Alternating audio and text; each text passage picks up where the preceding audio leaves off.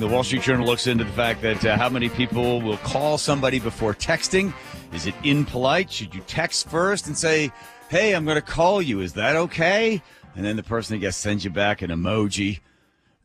Well, they found... And you're like, you emoji back, and then you call them. Well, they found that people in Gen Z don't actually like to use the phone. In fact, they say that only 16% of Gen Zers, that's somebody born between the 1997 and 2012, think that the phone is a productive form of professional communication. So just like talking about just using the phone at work, they don't think it's useful. Either something could happen over, like we send a bunch of text messages here at the station on Teams when we're trying to talk back and forth, or email. People like to send emails, but talking, voice to voice over the phone is just not something they want to do.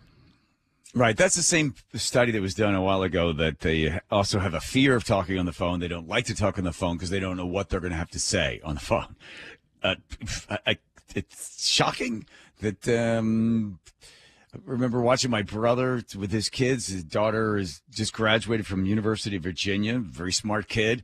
And her mom said, well, why don't you just call and make an appointment for the nail salon? She's like, on the phone? Talk to them in person? On the phone? And her mom's like, yeah, on the phone. Oh, my God, what am I going to say? She goes, you're going to say, hi, I'd like to make an appointment at 3 o'clock, get my nails done.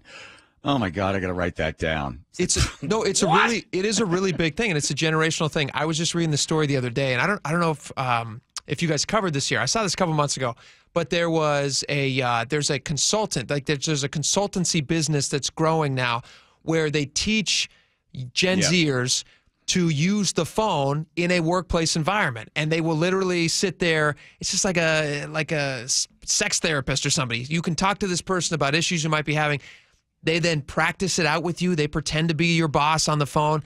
And these jobs are paying six-figure salaries, and all you're doing is talking to people who will sign up for the service to get you more comfortable talking on the phone. Just like learning a new language, like somebody who might learn English as a second language. They'll pay you to teach them English. Yeah. Young people these days, especially in tech, will teach you how to pay you to teach them to talk on the phone. I think people are trying to avoid the embarrassment, the perceived embarrassment, that if you call somebody and they let it go to voicemail, it's because they don't want to talk to you. Okay.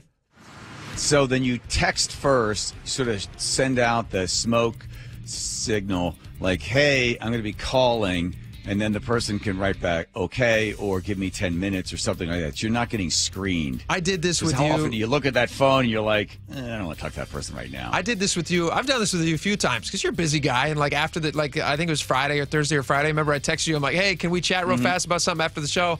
And and then you got back to me. I didn't want to inconvenience you if you had something else. I also didn't want to waste my time calling you if you weren't going to be available.